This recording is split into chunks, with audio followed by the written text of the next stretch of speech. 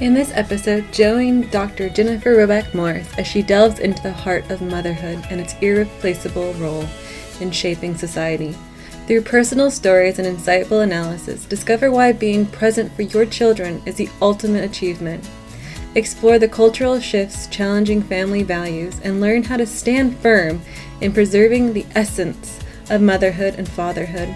This episode is a must-listen for anyone passionate about defending the family and understanding the profound impact of parental love.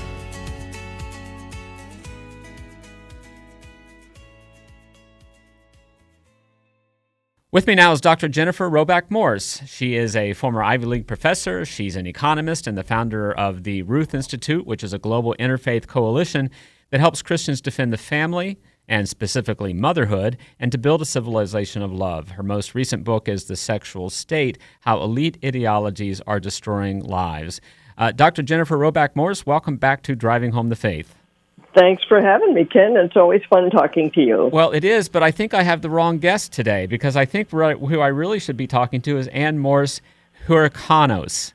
And I don't know if I said her last name correctly, but your daughter wrote a very beautiful piece in Theology of Home celebrating motherhood, but she took, as would be expected from one of your daughters, an interesting tack in describing the importance of motherhood and contrasting it with a different kind of motherhood, and legitimate, but she celebrates the kind of motherhood that she had with you. Tell us a little bit about this article, and I'll tell you what, if a child of mine ever wrote anything about me like this article, I would not be able to read it without a flood of tears. I know.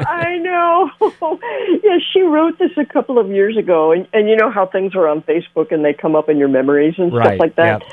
So, it's been coming up periodically, and a number of my friends saw it and said, we should really share this with people because it's making so many really lovely points. My daughter is now, so she wrote this a few years ago, and it was published at Theology of Home, which is Carrie Gress's site. Yes, she's been a guest on the show. Yes. And so several years have passed since she wrote it. She is now, I don't think she was married when she wrote that. But she is now a mother. She has a 1-year-old baby, and so our mother-daughter relationship has now taken the next step where I'm getting to see her become a mother, which is very beautiful, very beautiful for me. Yeah. But her point of departure in the article was comparing herself with her best friend from high school. Her best friend from high school got married and was was the maid of honor at that. And literally the next day, she went off to graduate school. And so in the years that passed, Anne has a doctorate, and her friend now has 6 children. And her friend was saying, oh gosh, Anne, you're doing such great things and cool things. And am I depriving my kids of anything because I'm just a stay-at-home mom? And that's what prompted Anne to write this, and to say, my mom had a PhD, but that's not what was valuable about her motherhood. What was beautiful was that she was there. And so the article goes through just different ways in which I was there and which she remembered with some fondness and so on. And, so it in part it was a tribute to me, but it was also meant to be a consolation to her friend, which of course I totally endorse, that being a stay-at-home mom is a beautiful vocation. It's a beautiful thing to do. And Ken, I never miss an opportunity to say this, especially if there are young women in earshot. Of all the things I've done in my life, being a mother was the best thing I've ever done. Those were the best years of my life when I was home. Not teaching, not running the religion. I was home with little kids underfoot. Those were the best years of my life. So I so want the young women to hear that. That whatever your plan is for yourself, don't miss out on motherhood. Yeah. And the university will be there later. The job market will be there later. Your law office will be there later. But your baby's only going to have 1 year to be a 1-year-old. Yeah. So this is so beautiful, Jen. And one of the things that, and I've said this before to you, one of the things that I love about the Ruth Institute and the entire perspective that you take in your own personal work and the work of the Institute is about children. Yes, it's about same-sex marriage. Yes, it's about gender ideology and the family more generally, and motherhood and fatherhood. But at the end of the day, what drives you and what seems to be your passion is the well-being of children and the care of children. And everything that you advocate, it seems to me, has that as its as philosophers would say, its final cause, the taking care of children. And I read it, and then I read a passage like this from your daughter's essay. In short, as a child, it mattered to me that it's not even my daughter, and I'm having trouble reading it. It mattered to me that my mom was there. And that my family loved each other. This is not to minimize the benefits of having such an accomplished woman as my mother. This is simply to say that as a child, it was her accomplishments, that is, were secondary to the time and love my mom gave to me and my brother. And then it gets even better, because she goes on to say, among the many things my mom taught me, the most important was our Catholic faith. As I think about some of the prestige and respect my mom sacrificed so that she could better love me and my brother, I think of 1 Corinthians 13. If I understand all mysteries and have all knowledge, but have not love, I am nothing. Love never ends. Now, I do want to ask you, Jen. I didn't read that just to read it. I read it because there's a particular word here that I want to ask you about, because I think that you might disagree a little bit with this, or at least have a take on it. She says that you sacrificed for Anne and her brother, and of course you did. You did sacrifice a career in academia, and you were well on your way to superstardom. But I got a feeling that you really don't look at it as a sacrifice. Yeah, so it's a yes and no kind of thing, or a both and kind of a thing, you know? We're Catholics, after all, both and. Yeah, that both and thing is always after us, isn't it? But yeah, I know exactly what she meant, you know, and she didn't mean sacrifice in the sense that I was suffering and carrying a cross every day, right? Yeah. She did not mean it in that way. And of course, I don't think of it in that way. But it is true that I made a very specific decision to abandon certain things, you know, and honestly, I have to admit that there are days when I go, you know, I never get invited to these conferences. Nobody's ever heard of me, you know. And then I think, like, you know, come on, get over it. Get over yourself. You took the better part. You know, I honestly think I took the better part. And in every life and every path that one can take, there are always going to be trade-offs. That's one thing they teach you in economic school, okay, is trade-offs. Oh, right? Yes, yep, absolutely. Right? And so I've never had a moment's serious doubt, Ken, that I took the better path, you know, what's the phrase? The better part. Yeah, that's what our Lord said about Mary in comparison with Martha. That I took the better part by staying home with the kids, you know, and baking them birthday cakes and taking them to the beach, and you know, and I always wanted to emphasize that to them, that I felt lucky to be with them, because I remember in the years that we had foster kids, we did foster care for 3 years in San Diego. And my husband, one summer said, you know, you should really take them down. We were part of Mission Bay Yacht Club. You should really take the kids down and have them take boat lessons. They have boat lessons down there. And I'm like, oh my gosh, it's a 45-minute drive each way. Honey, you've got to be kidding. But I did it. I said, oh, okay, what the heck? It's only a few weeks or whatever, you know, I'll do it.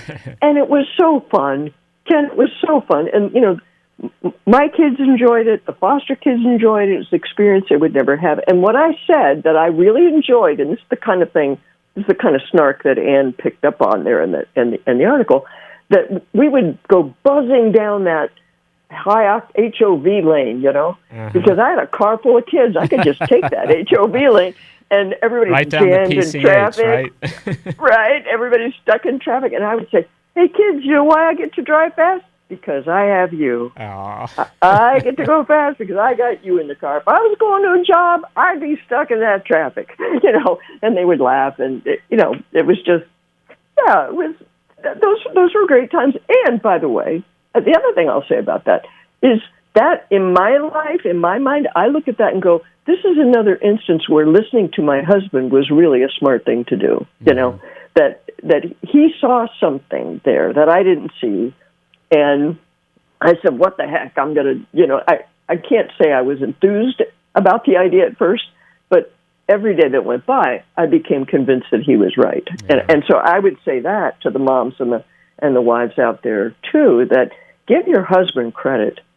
That is a way of honoring your husband. When your husband has a good idea, bless him for it. Thank him for it. Well, you know what I mean? well, we're so taught not to do that. I do know what you mean, and I'm certainly not going to argue with that point. We might have points of disagreement, but we're on the same page on this one. Jen, we have to take a short break, and when we come back, what I want to do is take your concrete experience as a mom with your children, and then we want to broaden that a little bit to talk about some more general ideas, especially in the context of upcoming Mother's Day. We'll be back after this short break. It's 5:47 on Driving Home the Faith. If you're in the market to buy or sell your home or office, but want to use a realtor who supports your pro-life values, you can rest easy when you select a realtor from Real Estate for Life.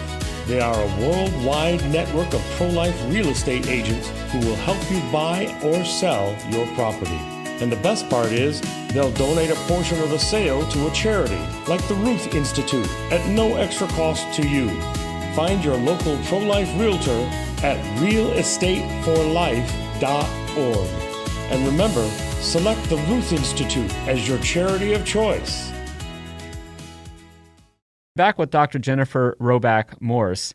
And I want to talk about Mother's Day, sort of expanding from what we've been talking about, Jen. And I know you posted something recently, I think today, about a Mother's Day message. And I want to ask you a question about that. But first of all, I want to point out recently the insufferable wife of the insufferable governor of a large Western state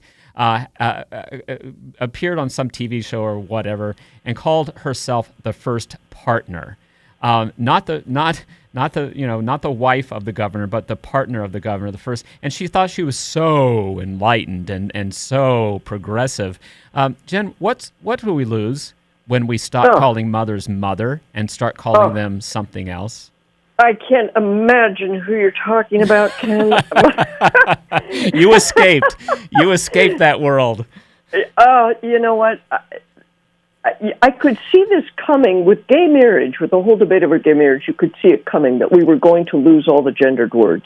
Mm-hmm. And so in many states, they immediately went and rewrote the family code and took out husband and wife, took out mother and father, replaced it with parent A, parent B, spouse A, spouse B, partner, that type of stuff. Yeah, so even parent. people who are not in a same-sex relationship are under the regime of gender-neutral language, And I think it's a huge loss. I think it's a downgrade of the human body. And honestly, Ken, I thought all along, at the beginning of the debates over gay marriage, I had an intuition about this. By the time it was over, I was 100% sure that part of the point of promoting gay marriage is to break down the idea of male and female as legitimate concepts.